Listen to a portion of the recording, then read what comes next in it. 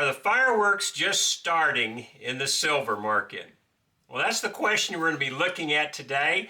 My name is Rick Bloodworth. This is the Common Sense Christian Financial Channel, and today is Monday, February the 23rd of 2026. It's about 2 o'clock Central Standard Time, so we're about 2 hours before the market closes in America. There'll be an hour pause, and then it'll open up again on the overseas market. Been a lot of people waiting for this particular opening because Shanghai has been closed now for over a week. And so this is going to be our first peek at what the market may be doing after they have been away for a while. And so I thought I'd talk just a little bit about our price movement today.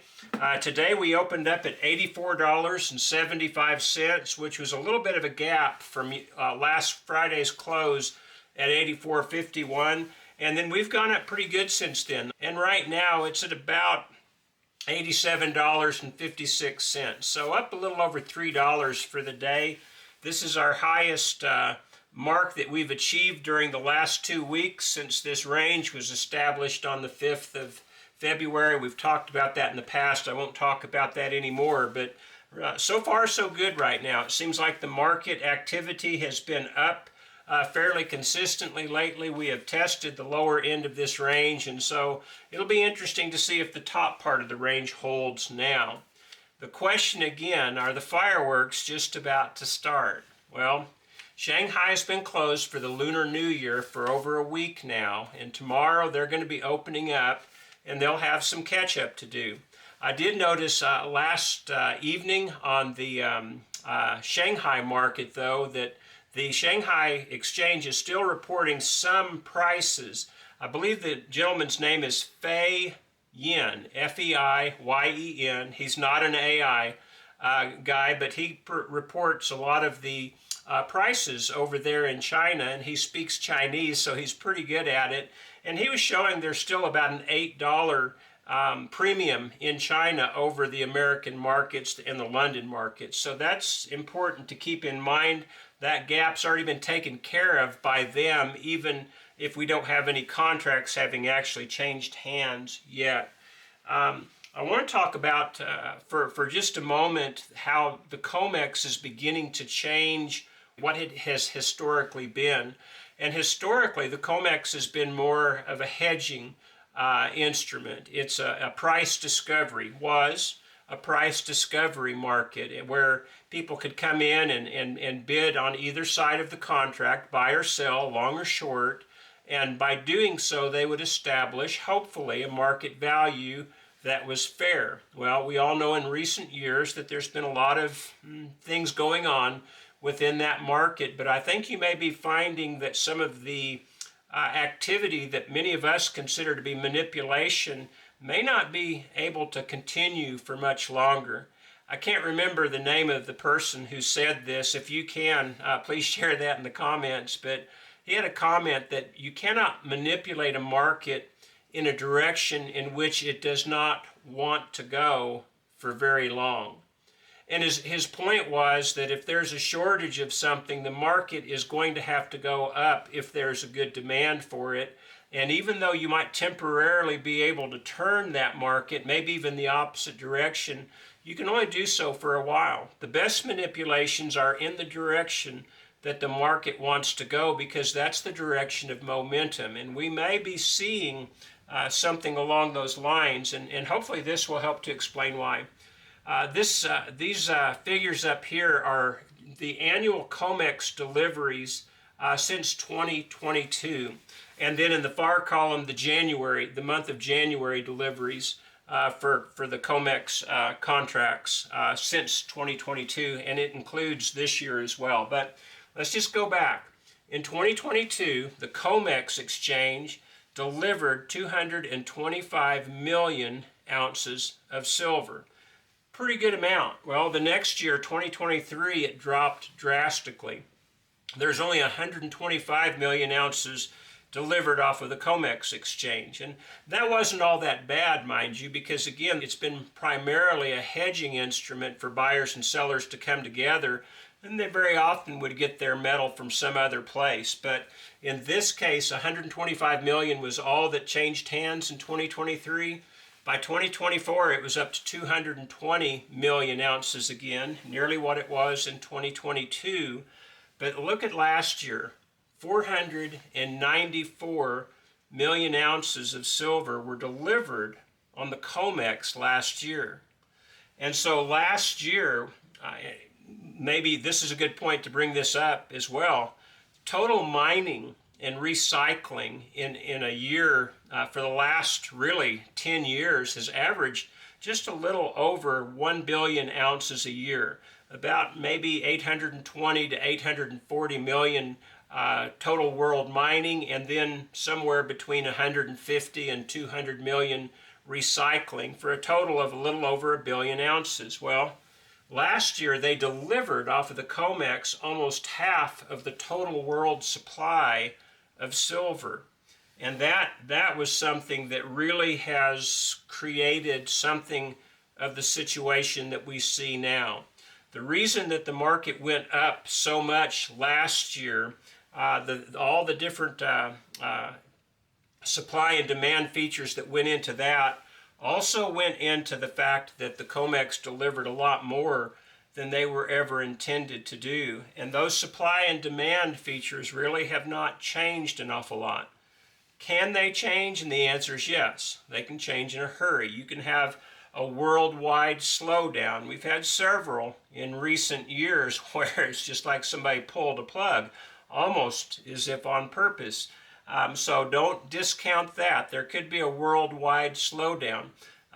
Conflicts around the world can also change the equation in one direction or another, often the very opposite direction in which you might suspect it would change it. And so we've got a very dangerous world right now. There's a lot of conflicts that are breaking out. And so we could see some different factors enter into our current supply-demand equation that could change it in a hurry. But right now, the fact of the matter is the demand is higher than it has ever been, and the supply is just hanging steady, but the surplus is almost gone.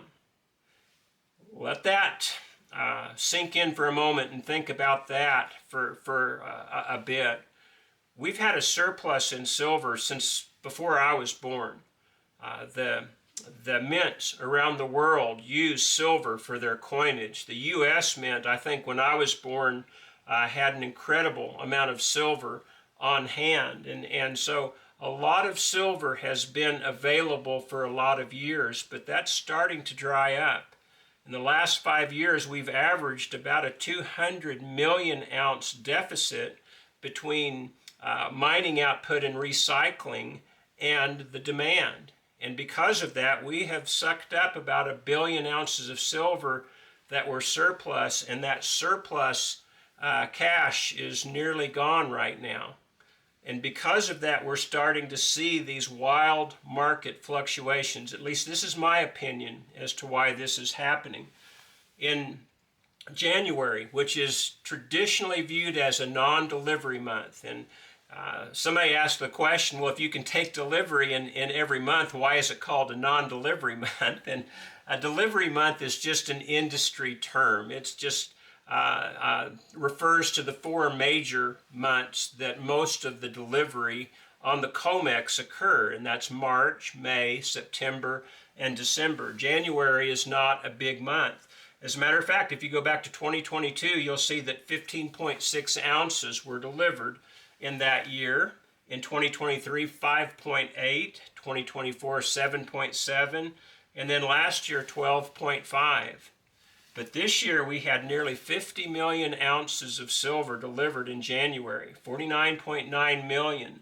That was nearly, what would that be, close to 20 to 25% higher than the 4 previous Januaries combined. Something has changed within the market. Now, obviously, there were prices that the world had never seen in silver in January, and I suspect a lot of users of silver kind of panicked, and they wanted to get the silver in their hands at that moment. And so they helped to drive the price up, and they may have actually pulled some of that which would have been delivered in March forward into January. And so that could take some of the stress off of the delivery that's coming up in March. But again, just a huge amount. February has had, I'm not really sure what the exact number is, but it's been a fairly healthy delivery in February. But March, right now, we have quite a bit of open interest contracts that are still remaining on March, and they've only got 4 days in which to be settled before a lot of mechanisms start to go into place. And so I reported on Friday, or I'd give it Saturday, I believe, that the CME said there was an open interest on the March delivery month of 44,542 contracts, which is about 222.5 million ounces. Well, they adjusted that today. They adjusted it down. And the open interest, they say, as of going into the market open today, was 43,971 contracts, or about 220 million ounces of silver that could be taken for delivery. The longs have that much in their hands right now. Now, it's going to be very likely that a lot of those longs are going to roll out of their positions. And so those will take care of themselves pretty naturally. They'll roll out of those. But exactly how much remains of this 220 million ounces that people want to take delivery on that doesn't get rolled forward or taken off in some other way, that's the big question. Tomorrow's the first option expiration day, I believe, and so there will be some information on this day. We'll get a little bit of an idea. Certainly with Shanghai opening, we're going to see what direction the market wants to go now that all the world markets are open. Wednesday and Thursday could be some really interesting price discovery days, especially if the shorts are having a hard time getting out of their positions for the March delivery. And why would they have a hard time doing that? Right now, of the 220 million ounces that they're on the hook for delivering, if they don't roll out of it, and again, we've pointed out a lot of them will, but of that 220 million, there's only 88.19 million ounces right now reported in COMEX vaults that is registered for delivery. So that's a 130 million ounce difference right now that has to be made up in these next 3 or 4 days. And so there could be quite a bit of activity on that. Again, there could be some stress on the market right now. 88.19 million ounces of available silver is not a small amount, but compared to what could be demanded for delivery, it could put some stress on that. So this is the situation we find ourselves in this week. It's a very interesting week. Nobody knows exactly what's going to happen, but it does appear, at least for today, the momentum is strong on the upside. Whether that continues or not, I imagine is something that we'll find out in the next few days. There's a couple of other points that I wanted to make very quickly before we close. And one is the dealer's viewpoint of all this. There was an excellent video by Vermilion Enterprises this morning. Brian Vermilion likes to put out his prices that he offers to purchase silver at and that he offers to sell silver for. And he just had a pretty good discussion giving the dealer's perspective right now. Back in January, I think everyone knows that it was mainly all sells at the dealership and very few purchases by their clients. And so the dealers got overwhelmed with inventory at the same time that the wholesalers stopped taking in inventory. And so a lot of the dealers were hurt during that time, and that's why you see some pretty big spreads at the moment, I believe. But this is what Brian was talking about today. After discussing it with a number of his dealer associates, they believe that they're starting to slow down again on the demand side as far as people coming in and buying from them. And if that continues, then they're going to be pretty much at the mercy of the wholesalers. If they're buying, how much they're paying, and how long it will take to get paid. And that could adjust their prices. And so the dealers may again be even adjusting their premiums more. They may not, but they might. And so that's something to keep in mind. And there's something that I think that we all should be keeping in mind regardless of all this, what could just be noise for most of us.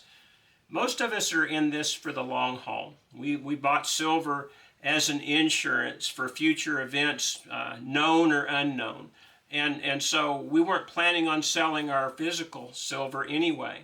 A lot of people have a long range plan. Maybe you're in your 20s or 30s or 40s, and you've still got decades left of purchasing on a dollar cost averaging schedule. And by all means, I wouldn't vary from that one bit. If I was planning on buying on such a schedule, I wouldn't stop my purchases right now. But I wouldn't get out of hand right now. A lot of people did in January. There was a fear of missing out. A lot of people rushed in. And a lot of people got hurt, quite frankly, and some of them hurt pretty badly, and some of them with borrowed funds at that. Don't change your plans. If you've got cash available for purchasing silver, then by all means purchase the silver that you had intended to purchase and just put it away as you had planned on doing, and just if the prices go down, just look at it as a gift. And if they go out, well, you probably have bought a lot below that, and you're still in pretty good shape on that. And there's still the prospect that the supply-demand features that are pretty much intact right now in this market could continue to push the value of your assets upward. And so keep that in mind. Don't get overly concerned about all the things that are going on right now. I think they're worth thinking about.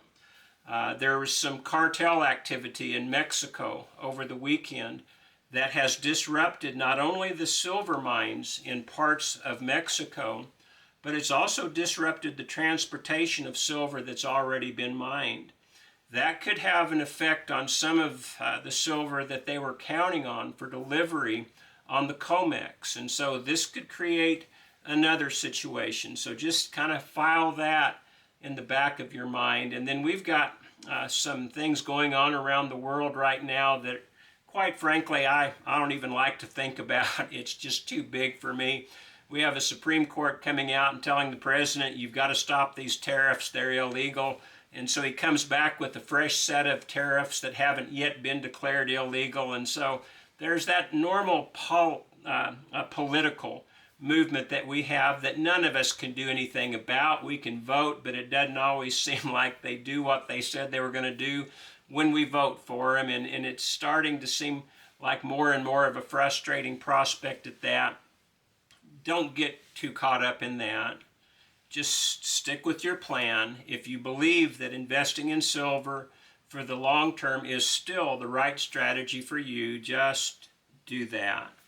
If the price gets up to a point where you like it and you want to sell some and take some profit, and you're able to sell it for a price that you're satisfied with, by all means do that. If you have an emergency, well, that was part of the reason you got silver in the first place. Don't hesitate to sell your silver if that's what you got to take care of the emergency. The point of all this is don't change your life because of the different things that happen that change on a daily basis. And don't get too caught up in all the hype on one side or all the gloom and doom on the other. In the end, speaking of gloom and doom, we're all going to be dead. But I believe that we're here to serve God and to be the best stewards that we can be, and I'm looking forward to a better home. So this is just something that hopefully we're doing to try and be the best stewards of God's possessions that we can be anyway. If we make a little profit, let's have a little bit of compassion for our fellow man and maybe help out some others who haven't been as fortunate. But just keep your perspective correct, and I think you're going to do just fine through all this. Well, that's the video for today. I hope this is something that will help you. Let me know what you think about it in the comments. I always appreciate your comments. Thanks for watching. For those of you who have subscribed recently, I truly appreciate that. And I hope that we'll see you all again next time. God bless.